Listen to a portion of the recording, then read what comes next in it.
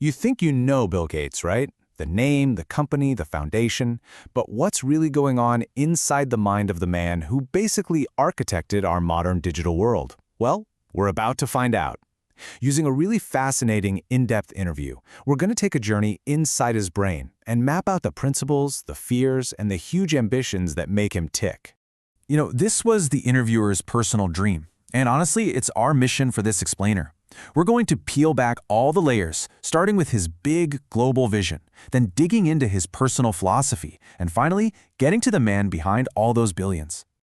So to really understand how he thinks, we've got to try to see the world through his eyes. And a great place to start is his vision for India, a relationship that has totally transformed over the decades, from just a source of talent to a genuine global partner. It all started way back in the 90s, with Microsoft recruiting the best of the best engineers. Then in the 2000s, the Gates Foundation came in, tackling these massive health crises. But the biggest, most important shift? That's happening right now. The whole relationship has changed from one of simple aid to a real, true partnership.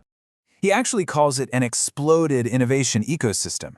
See, he's not just bringing talent out of India or money into India anymore. No, now he's partnering with Indian innovators on what he calls frugal solutions.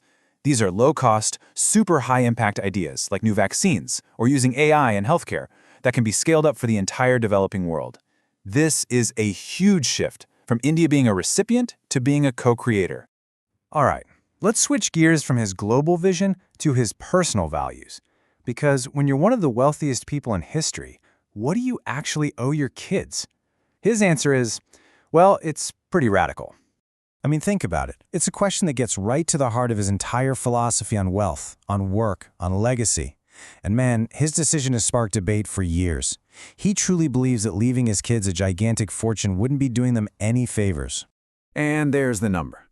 Less than 1%. That's how much of his wealth his children are set to inherit.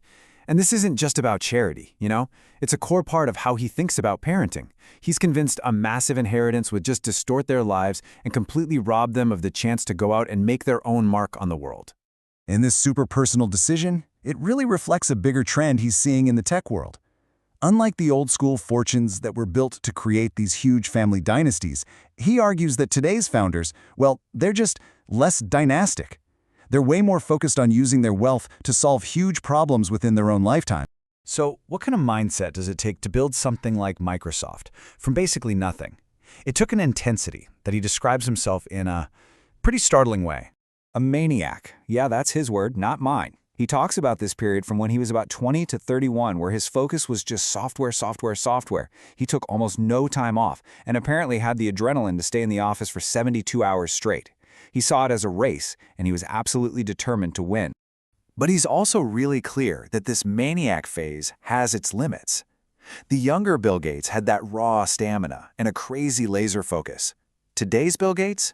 He's operating on a whole different level.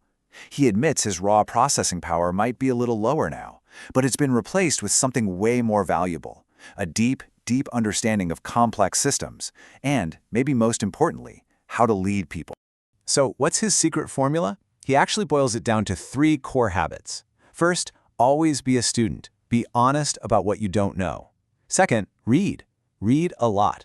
And third, find that one single passion you can be a total maniac about, especially in your 20s when you've got the energy to just go all in. So after you've achieved that kind of success, where do you even point all that energy? Well, he's shifted from building a company to tackling what he sees as the biggest threats to our planet.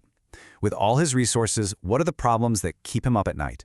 And he doesn't have an endless list. His focus is incredibly sharp. He believes there are really only about 5 or 6 truly existential risks, the kind that could wipe us out, that need our immediate, unified attention. These are the big ones.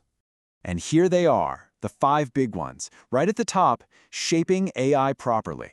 He's convinced an intelligence smarter than humans is coming, and making sure it aligns with our values is the single most urgent thing we have to do.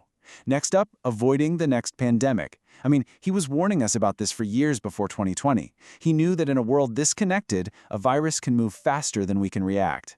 Then you've got the classic threats that haven't gone away, preventing nuclear war and stopping bioterrorism, which he sees as a terrifyingly easy weapon to create. And finally, of course, combating climate change, the slow-motion crisis that affects absolutely everything else. We've seen his global vision, his personal philosophy, his list of existential threats. But for our last section, we get to the most personal question of all. What does the man who seems to have absolutely everything truly fear? It's not what you'd think. It's not heights, it's not failure, it's not even about losing his money or his influence. No, his deepest fear is something way more fundamental to who he is as a person. And that's it. His single greatest fear is the eventual decline of his own mind. He said the thought that one day he won't want to pick up a 500-page book just because it feels too hard, that just disappoints him. It tells you everything, doesn't it? His most treasured asset isn't his bank account, it's his ability to learn. So at the end of the day, what's the goal of all this? He doesn't want his name on a building. He wants to solve problems so completely that they literally disappear from human memory. He said he hopes that one day some kid will read the word polio in an old book and have to turn to their parents and ask, "What even was that?" Now that is a legacy.